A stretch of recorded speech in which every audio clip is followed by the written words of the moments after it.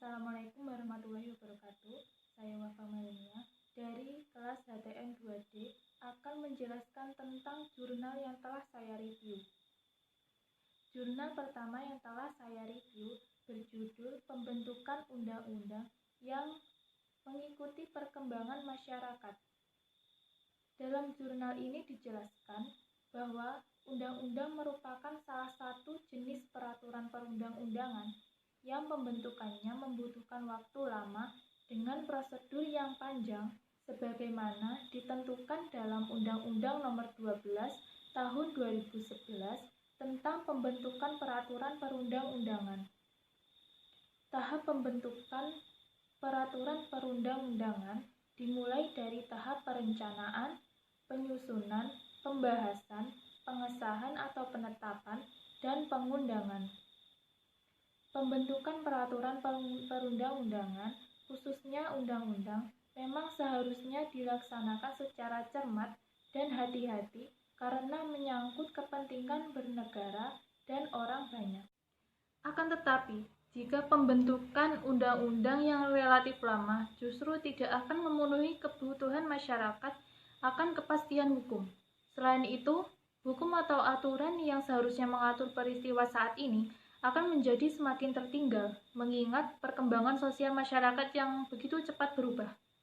Maka dari itu, dibutuhkan solusi untuk mengatasi permasalahan pembentukan undang-undang seperti memungkinkan pembentukan undang-undang melalui jalur Perpu dengan pertimbangan kebutuhan masyarakat akan kepastian hukum.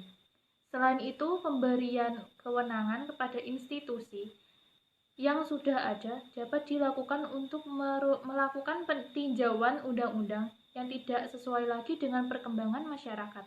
Selanjutnya, saya akan memberikan analisis terhadap jurnal pertama saya yang telah saya review, yang berkesimpulan, menurut saya, hukum itu dituntut mampu menyesuaikan diri terhadap perubahan masyarakat.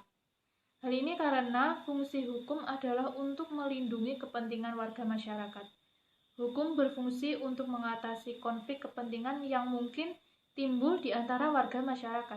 Tentu saja dituntut perubahan hukum untuk menyesuaikan diri agar hukum masih efektif dalam pengaturannya.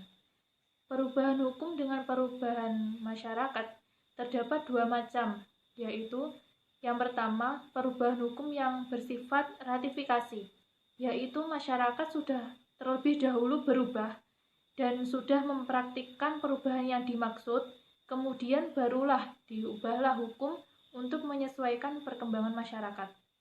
Dan yang kedua, perubahan hukum bersifat proaktif, yaitu sebelum masyarakat mempraktikkan perubahan yang dimaksud, hukum sudah terlebih dahulu diubah sehingga dapat mempercepat praktik perubahan masyarakat tersebut. Tetapi di Indonesia, kita menerapkan perubahan hukum yang bersifat ratifikasi, yaitu masyarakat sudah terlebih dahulu berubah dan sudah mempraktikkan perubahan yang dimaksud, kemudian barulah diubahlah hukum untuk menyesuaikan perkembangan masyarakat. Kemudian, menurut saya, proses pembentukan perundang-undangan yang ada di Indonesia itu masih menemui berbagai hambatan sehingga untuk menyelesaikan satu produk undang-undang saja, lembaga legislatif bersama pemerintah membutuhkan waktu yang relatif lama. Hal ini tidak akan memenuhi kebutuhan masyarakat. Selanjutnya, saya akan menjelaskan isi dari jurnal kedua yang telah saya review dengan judul Rekonstruksi Hierarki Peraturan Perundang-undangan di Indonesia. Dalam jurnal ini menjelaskan bahwa hierarki atau peraturan perundang-undangan di Indonesia telah diubah sebanyak 4 kali, namun masih mengandung permasalahan-permasalahan yuridis di dalamnya. Permasalahan yang paling sering terjadi berkaitan dengan tumpang tindihnya aturan-aturan yang ada. Undang-Undang Nomor 12 Tahun 2011 tentang pembentukan peraturan perundang-undangan sebagai pedoman hierarki perundang-undangan yang dianggap dapat mengatasi permasalahan dalam undang-undang sebelumnya. Namun, juga mengalami masalah yang sama. Beberapa problematika yang ada dalam Undang-Undang Nomor 12 Tahun 2011 berkaitan dengan dikembalikannya kedudukan ketetapan MPR, tidak tegasnya kedudukan peraturan menteri, kedudukan peraturan lembaga negara, dan peraturan desa, serta materi muatan peraturan presiden yang dianggap sama dengan peraturan pemerintah. Setiap hierarki memiliki problematikanya masing-masing, meskipun tujuan awalnya sama, yaitu untuk menertibkan dan memperbaiki kerancuan dari peraturan sebelumnya. Sehingga rekonstruksi hierarki peraturan perundang-undangan penting dilakukan agar menjamin konsistensi dan keselarasan norma-norma pada berbagai tingkatan peraturan perundang-undangan. Rekonstruksi dimaksud adalah dengan menata kembali hierarki peraturan perundang-undangan dengan membedakannya antara peraturan perundang-undangan tingkat pusat dan tingkat daerah. Kemudian, saya akan menganalisis tentang jurnal yang telah saya review, yaitu menurut saya rekonstruksi hierarki peraturan perundang-undangan penting dilakukan agar menjamin konsistensi dan keselarasan norma-norma pada berbagai tingkatan peraturan perundang-undangan.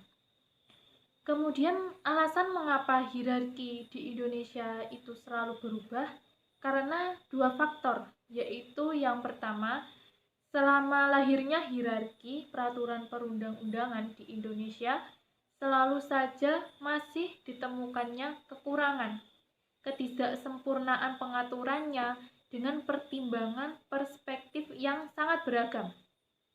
Di sisi lain, berbagai faktor seperti masyarakat dan zaman juga turut mempengaruhi dinamika peraturan perundang-undangan hukum.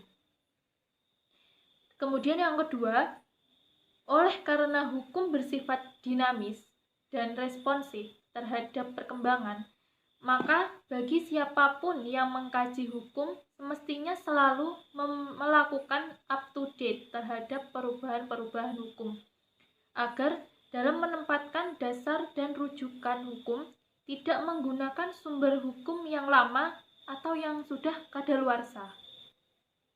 Sekian review jurnal dari saya. Kurang lebihnya saya mohon maaf dan mohon dimaklumi. Wassalamualaikum warahmatullahi wabarakatuh.